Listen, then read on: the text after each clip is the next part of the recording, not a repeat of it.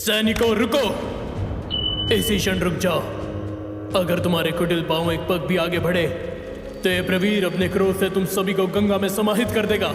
क्रूर धनानंद के सैनिकों को जिसकी तलाश थी वो प्रवीर खुद उनके सामने आ चुका था। अब आगे क्या हुआ था प्रवीर के साथ? प्रवीर की आवाज सुनते ही महिला की तरफ तलवार लेकर बढ़ रहे सैनिकों के कदम अपने आप ही रुक गए।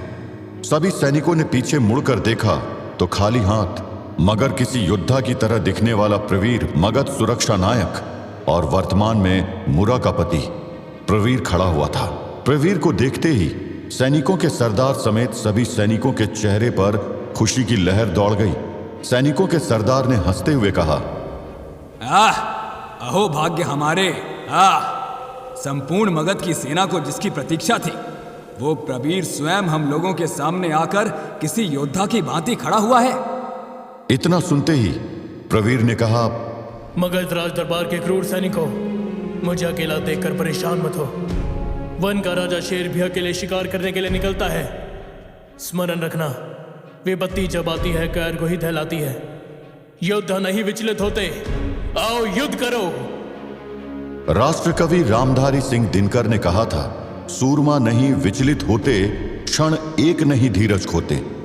विघ्नों को गले लगाते हैं, कांटों में राह बनाते हैं। उस समय प्रवीर को देखकर भी यही लग रहा था। उसे पता था कि मौत उसके सामने खड़ी हुई है। विशाल मगध साम्राज्य के सैकड़ों सैनिक हाथ में खतरनाक अस्त्र शस्त्र लिए हुए उसके सामने खड़े हुए हैं। फिर भी उसने अपनी जान की परवाह नहीं की और उस अनजान कन्या की जान बचाने के लिए एक योद्धा की भांति सभी के सामने आकर खड़ा हो गया। प्रवीर की आवाज सुनकर उसकी तरफ धनानंद का एक विशालकाय शरीर वाला सैनिक हाथ में नुकीला हथियार लेकर प्रवीर की तरफ गुस्से में तेज आवाज से चिल्लाते हुए दौड़ा, या मगध साम्राज्य की जय हो प्रवीर। जैसे वो राक्षस की तरह दिखने वाला विशाल सैनिक चिल्लाते हुए प्रवीर के पास पहुंचा, प्रवीर थोड़ा नीचे की तरफ झुका जिससे उस सैनिक का वार खाली चला गया। प्रवीर ने अपनी शक्ति दिखाते हुए उस सैनिक की भुजा को पकड़कर उसे किसी योद्धा की तरह उठाकर जमीन में नीचे पटक दिया। पर्वत के जाते पांव खड़, मानव जब जोर लगाता है पत्थर भी पानी बन जाता है। ये गए तुम भूमि के भीतर। प्रवीर की शक्ति का अंदाजा मगध के सैनिकों को पहले से था। जैसे ही प्रवीर ने उस विशालकाय सैनिक को उठाकर जमीन के अंदर गाड़ दिया, वैसे ही मगध के काफी सैनिक के पांव पीछे की तरफ हटने लगे।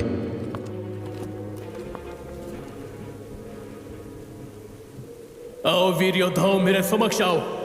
जब तक जीवित रहूंगा तब तक क्रूर धनानंद के एक एक सैनिक को मृत्युशय पर सदा के लिए सुला कर जाऊंगा। ये प्रेम के लिए लिया गया मेरा वचन है। हे ईश्वर, आज प्रवीर के अंदर प्राण फूंक दे, रण में काल फूंक दे। आज मेरे रक्त के बलिदान से आने वाली पीढ़ियों के अंदर क्रूर शासन के विद्रोह का बीज उत्पन्न होगा। इस राष्ट्र भूमि के लिए एक क्या, सैकड़ों प्रवीण के प्राण न्यौछावर हैं। इतना कहते ही प्रवीर ने अपनी पूरी शक्ति के साथ धनानंद के सैनिकों को युद्ध के लिए ललकार दिया था। इस ललकार की साक्षी पाटलिपुत्र की आम जनता भी बन रही थी, लेकिन राजवंश के खिलाफ खड़े होने की किसी के अंदर भी हिम्मत नहीं थी। प्रवीर अकेले ही सैकड़ों सैनिकों से युद्ध कर रहा था, लेकिन एक अकेला योद्धा आखिर कब तक इतनी बड़ी शक्ति को संभाल सकता था? आखिरकार धनानंद के क्रूर सैनिकों ने प्रवीर को बंदी बना लिया। इसे कारावास में डाल दो, इतनी यातनाएं दो कि इसकी आने वाली पीढ़ी भी मगध की सेना को स्मरण रखे। इसको मृत्यु दंड तो स्वयं महाराज धनानंद ही देंगे।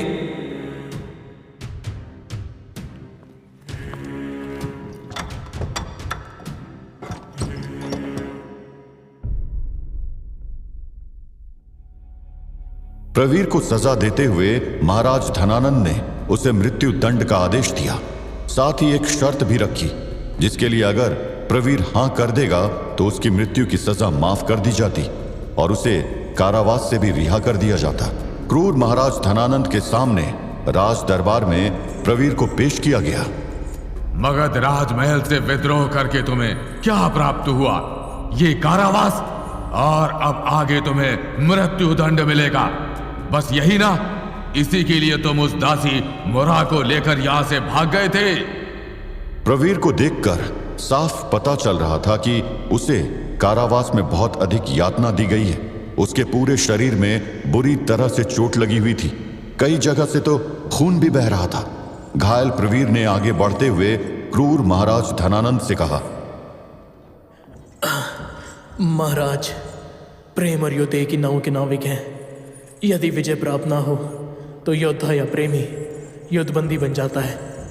मैं मूरा से प्रेम करता हूँ और अब वो मेरी अर्धांगिनी है। मैंने जो भी किया अपने प्रेम की रक्षा करने के लिए किया, इसलिए वो युद्ध संगत भी था और न्याय संगत भी। मुझे मृत्यु दंड स्वीकार है। प्रवीर, मृत्यु में क्या रखा है, वो तो आएगी ही। तुम्हें हम मृत्यु से बचने का एक उपाय बताते हैं। तुम्हें राजद्रोह के लिए मृत्यु दंड दिया जाएगा, ये सभी को ज्ञात है। परंतु तुम इस मृत्यु दंड से बच सकते हो, और केवल बच ही नहीं सकते, अपितु मगध की शाही सेना में वापस भी आ सकते हो। बस इसके लिए तुम्हें हमारी एक इच्छा पूर्ण करनी होगी। तुम्हें हमारे शाही सैनिकों को बताना होगा कि मुरा, हमारी दासी मुरा कहाँ है। यदि तुम्हें मुरा के विषय में नहीं बताना तो भी तुम बच सकते हो। केवल एक रात्रि के लिए मुरा को हमारे शयन कक्ष में अपने यौवन को प्रदर्शित करने के लिए कह दो। जैसे जैसे मुरा के यौवन की बूंदें हमारे शयन कक्ष में गिरेंगी, वैसे वैसे हम तुम्हारी जीवन रेखा को बढ़ाते जाएंगे। अति शीघ्र बताओ प्रवीर, कहाँ है मुरा? तुम्हें हमारे सैनिकों को बताना होगा कि मुरा, हमारी दासी मुरा कहाँ है। क्रूर धनानंद की ऐसी बातें सुनकर प्रवीर की आंखों में क्रोध झलकने लगा। उसने क्रोध में ही तेज से अपने पांव को राज दरबार की जमीन में पटका। अपने पांव राज दरबार की जमीन में पटकते हुए प्रवीर ने क्रोधित स्वर में कहा, धनानंद, वायु बहना भूल सकती है, सूर्य निकलना भूल सकता है, यहाँ उपस्थित सभी योद्धा कर्तव्य में मुख हो सकते हैं, परंतु मैं यानी प्रवीर अपनी अर्धांगिनी मूरा को तुम्हें सौंप दूं, यह पाप कदापि नहीं हो सकता। यदि मेरे हस्त खुले होते तो आज इसी क्षण मगध की राजगद्दी सदा के लिए रिक्त हो जाती। सैनिकों, इसके ऊपर कारावास में सैकड़ों कोड़े बरसाने के पश्चात अग्नि की ज्वाला में जलाया जाए और उसके पश्चात ही इसे मृत्यु दंड दिया जाए। धनानंद के इस आदेश के तुरंत बाद मुख्य सैनिक ने राज दरबार के मध्य में आकर महाराज धनानंद से कहा, मगध महाराज की सदा विजय हो।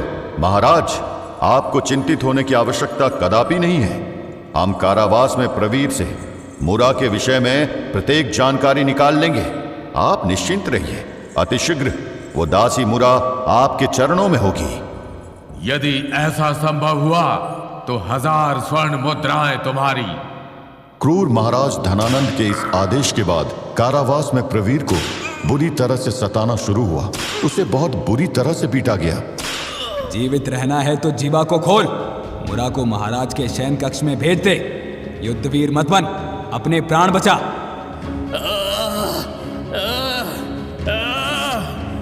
मृत्यु अटल है, आत्मा निश्चल है। कारावास में प्रवीर को उल्टा लटकाया गया। उसे आग के सामने जलाया गया। इसे अग्नि के समक्ष कर दो। इसके ऊपर क्रूरता की सभी हदें पार कर दो। अपनी जिह्वा को खोल और बता मुरा कहाँ है। सैनिकों, मिर्च को जलाया जाए और इसे मिर्च के धुएं के सामने लेकर जाओ। इस क्रूरता में तो बताना ही होगा कि मुरा कहाँ है।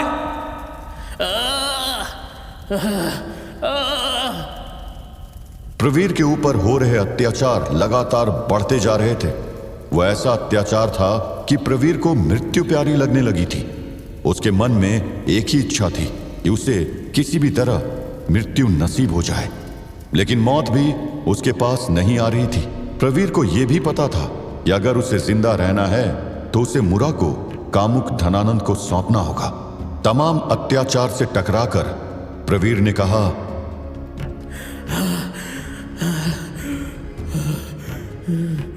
मुझे स्वीकार है, मुरा को अब क्या होगा मुरा के साथ?